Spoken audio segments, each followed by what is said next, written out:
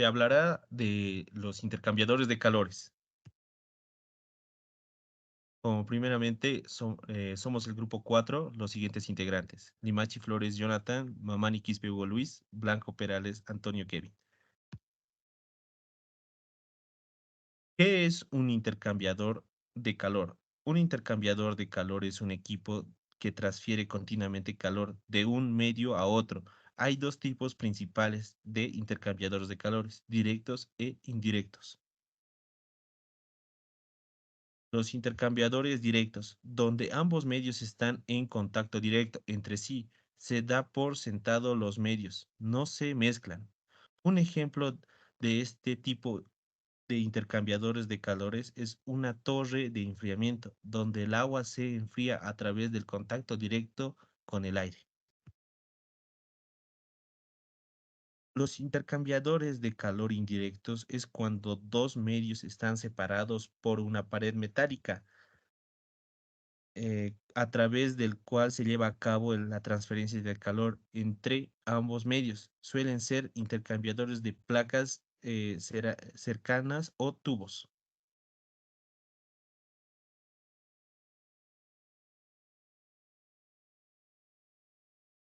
A continuación, las ecuaciones. Las ecuaciones que se obtuvo son,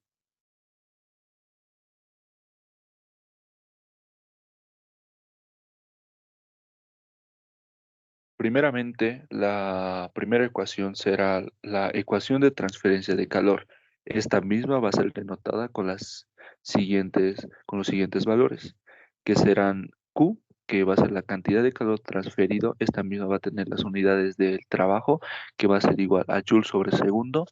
U, que va a ser denotado como el coeficiente global de transferencia de calor, e igualmente va a tener como valores el trabajo dividido entre metros cuadrados sobre los grados Celsius y el área de transferencia de calor que va a tener esta misma denotada en metros cuadrados.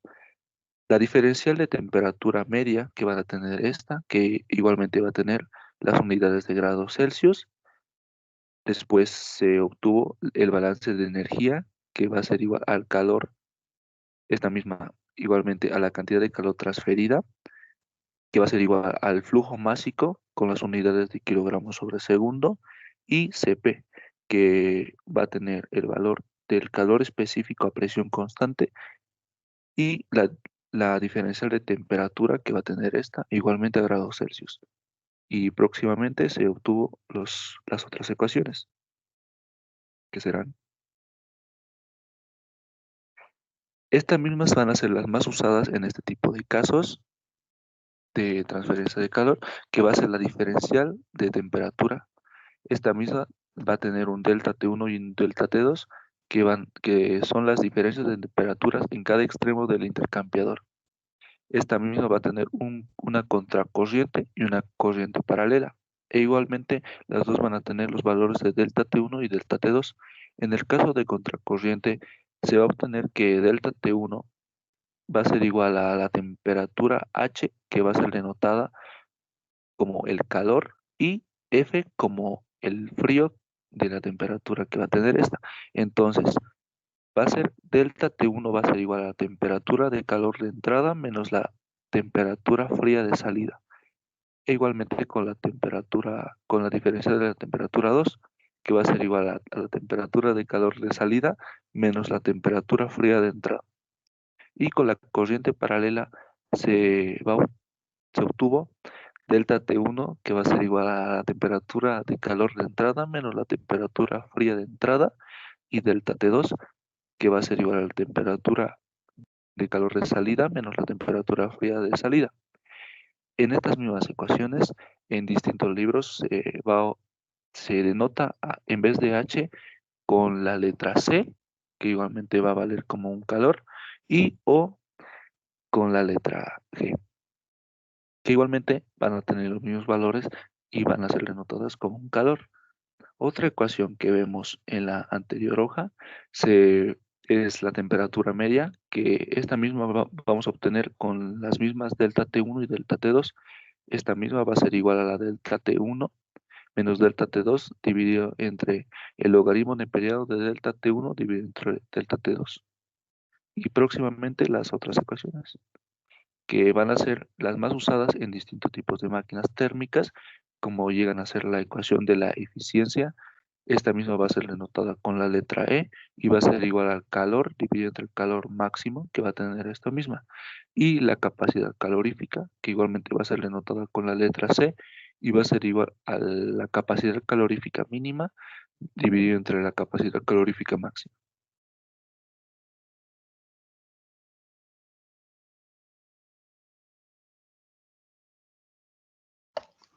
Los problemas de aplicación relacionados con intercambiadores de calor son los siguientes.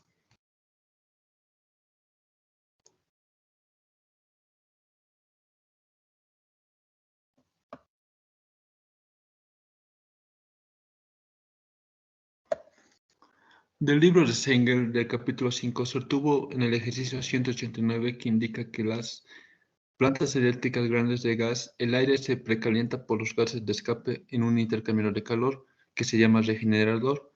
Antes de que éste entre a la cámara de combustión, el aire entra al regenerador a 1 megapascal y 550 kelvins, a un flujo másico de 800 kilogramos por minuto. Se transfiere calor a aire a razón de 3.200 kilojoules por segundo. Además que los gases de escape entran al regenerador a 140 kilopascales y 180 kelvins y salen a 130 kilopascales y 600 kelvins. Tratando los gases de escape como aire, se pide determinar la temperatura de salida del aire y el flujo másico de los gases de escape.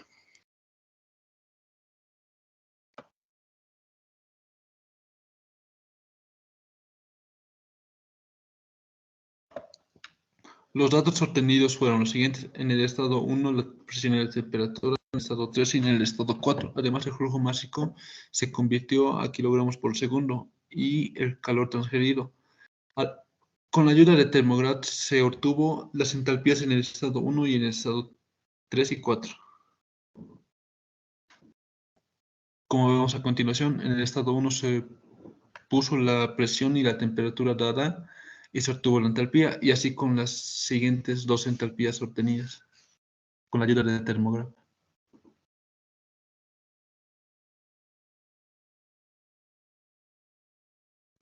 Para el inciso A nos pide ya la temperatura 2. Se hace uso de la ley de continuidad que indica que la energía de entrada menos la energía de salida es igual a la variación de energía del sistema. En este caso, la variación de energía del sistema es igual a 0.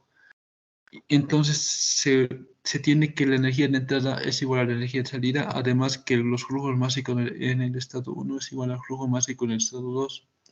Desarrollando la fórmula de la ley de la continuidad se tiene la siguiente fórmula. Para simplificar la fórmula se debe tener en cuenta lo siguiente, que los cambios cinéticos y potenciales de energía son insignificantes, entonces no se los tomará en cuenta. Además que la pérdida de calor del regenerador al entorno es insignificante y por lo tanto la transferencia de calor del fluido caliente es igual a la transferencia del calor al fluido frío, y que el aire es un gas ideal con calores específicos variables. Sabiendo esto, se reduce la ecuación al siguiente, que el calor más el flujo másico en el aire por la entalpía 1 es igual al flujo másico del aire por la entalpía 2. Despejando la entalpía 2 se obtiene que es de 795,8 kJ por segundo. Se buscó en la tabla A17 del libro de Sanger esta entalpía. Al no tener el dato exacto, se debe interpolar, obteniendo una temperatura de 775,12 kelvins.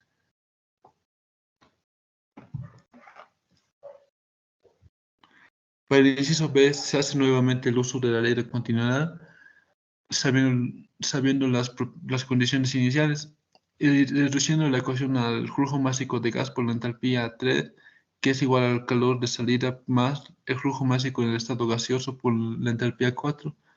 Entonces se obtiene que el flujo másico es igual al calor por la variación de entalpías en el estado 4 y 3. Reemplazando los datos, se obtuvo que el flujo másico es igual a 14,88 kilogramos por segundo.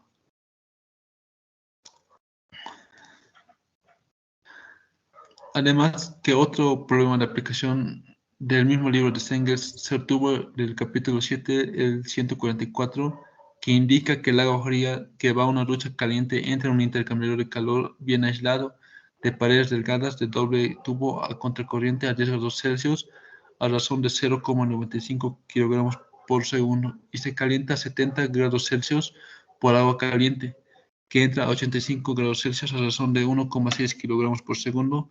Se pide determinar la tasa de transferencia de calor y la tasa de generación de entropías en el intercambiador de calor.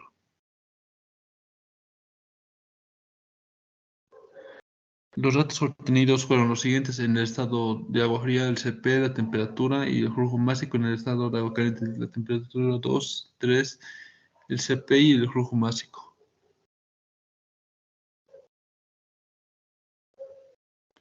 Para el inciso A, para la transferencia de calor se usó la fórmula antes vista, que la transferencia de calor es igual al CP por el flujo másico por la variación de temperaturas. Reemplazando los datos en la ecuación, se obtiene que el calor es igual a 238,26 kilowatts. Para el inciso B, pide la razón del balance de entropía sobre el intercambio de calor. Se tiene que, la ecuación es la siguiente: la entropía de entrada menos la entropía de salida más la entropía generada es igual a la variación de entropías del sistema. En este caso, la variación de entropía del sistema es igual a 0. Y se sabe que la entropía es el flujo másico por la entropía específica. Reduciendo la fórmula, se obtiene que la entropía generada es igual al flujo másico en el estado frío por la variación de entropías en el estado 2 y en el estado 1, más el flujo másico en el estado caliente por la variación de entropías en el estado 4 y en el estado 3.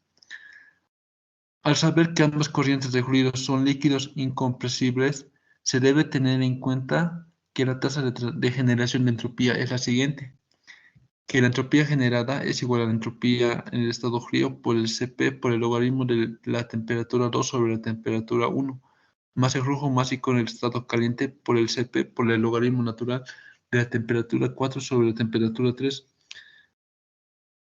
Hallando la temperatura 4, que es el dato faltante, se hace de la fórmula de la misma fórmula del inciso A, del calor transferido, que indica que el calor es igual al Cp por el flujo másico, en este caso la temperatura 3 menos la temperatura 4.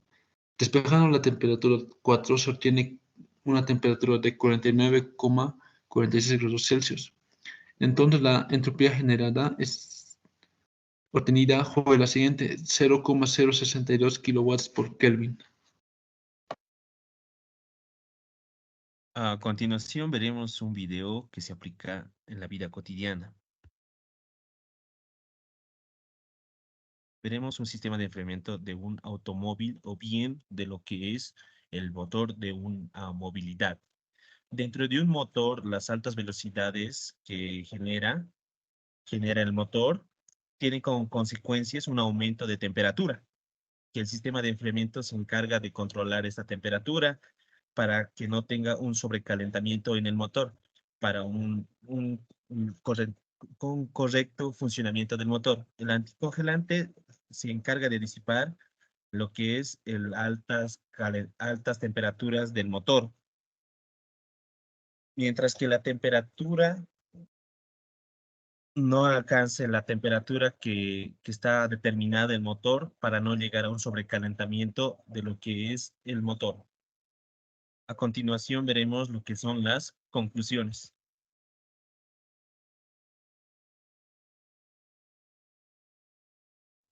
Las conclusiones que se obtuvo son las siguientes para los intercambiadores de calor. Si se presentan una verdadera innovación en la transferencia de energía térmica y su capacidad para facilitar la transferencia de calor de manera eficiente y efectiva, esta va a tener un impacto significativo en nuestra vida cotidiana, como en la comunidad de nuestros hogares, hasta una producción industrial.